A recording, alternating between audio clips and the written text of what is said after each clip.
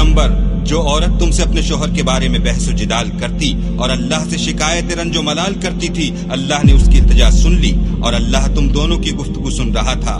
کچھ شک نہیں کہ اللہ سنتا دیکھتا ہے۔ جو لوگ تم میں سے اپنی عورتوں کو ماں کہہ دیتے ہیں وہ ان کی مائیں نہیں ہو جاتی، ان کی مائیں تو وہی ہیں جن کے بطن سے وہ پیدا ہوئے۔ بے شک وہ نامعقول اور جھوٹی بات کہتے ہیں، اور اللہ بڑا معاف کرنے والا اور بخشنے والا ہے۔ اور جو لوگ اپنی بیویوں کو ماں کہہ بیٹھیں پھر اپنے قول سے رجوع کر لیں تو ان کو ہم بستر ہونے سے پہلے ایک غلام آزاد کرنا ضرور ہے۔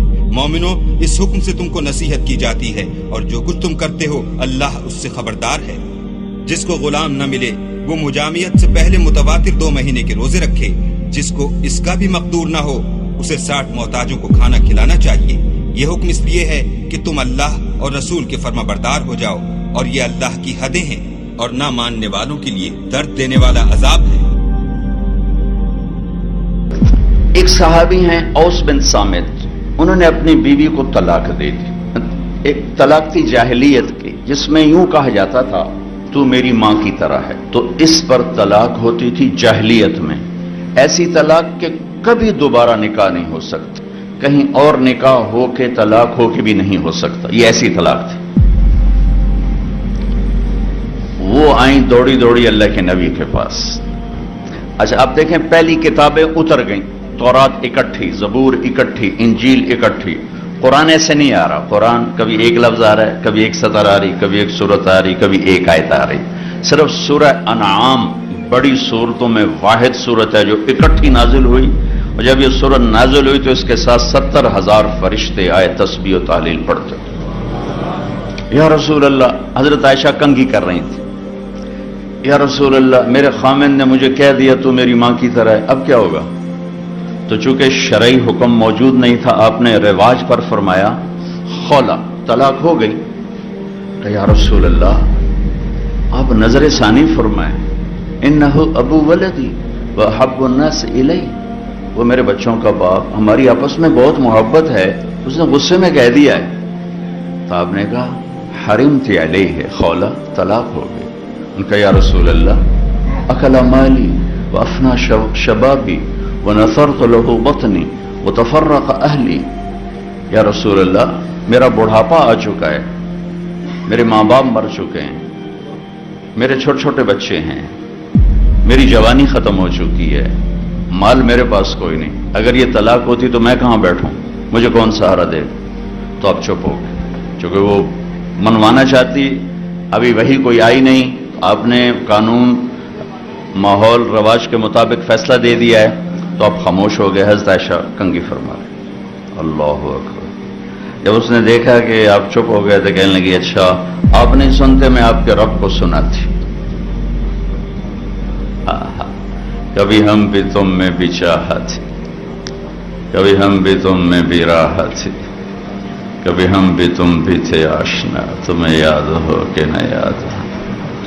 کبھی اللہ سے بڑی گھاٹی چھنتی تھی، اللہ کے نبی کہہ رہے ہیں طلاق ہو گئی، وہ کہہ رہی اچھا میں آپ کے رب سے بات کرتی ہوں۔ اس نے وہیں ہاتھ اٹھائے، اللہم انہم لی منہ صبیۃ صغار، اے میرے رب میرے چھوٹے چھوٹے بچے، ان ضممتہم الی فضاجعہم، میں اپنے پاس رکھوں تو روٹی کہاں سے کھلاؤں، ان ضممتم الیہ فضاعہ، باپ کے پاس چھوڑوں تو تربیت کون کرے گا؟ یا اللہ اب ذرا غور کے، یا اللہ اپنے نبی کی زبان پر میرے حق میں فیصلہ اتار۔ یہ نہیں کہا کہ اللہ تو اپنے علم کے مطابق فیصلہ اتار، تو اپنی شریعت کے مطابق فیصلہ اتار۔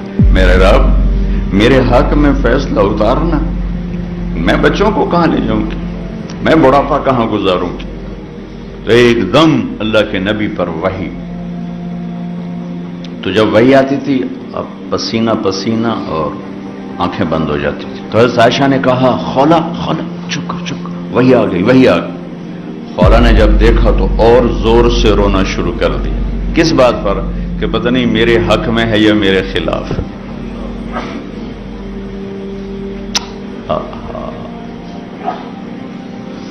جب وحی ختم ہوئی تو آپ نے پسینہ پہنچا اور مسکراتے ہوئے فرمایا خولا تجھے مبارک ہو، اللہ نے تیرے حق میں فیصلہ دے دیا۔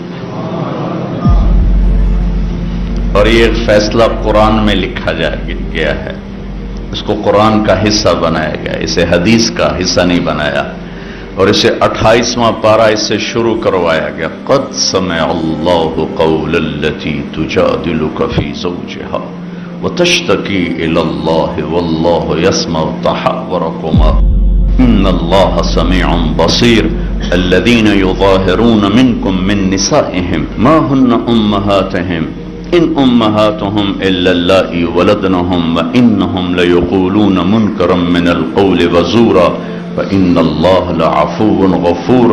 اتنا خوبصورت کلام اترا ہے۔